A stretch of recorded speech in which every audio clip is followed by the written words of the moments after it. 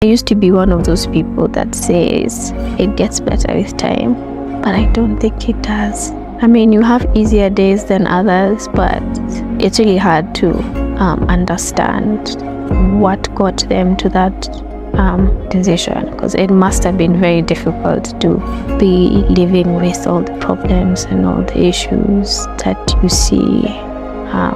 That's your only alternative. That's the only way out. I've asked myself a couple of times. I know someone who's attempted like 5 times and it's never worked. So how comes they attempted and it worked? Just many questions. But grief is the price you have to pay for loving someone.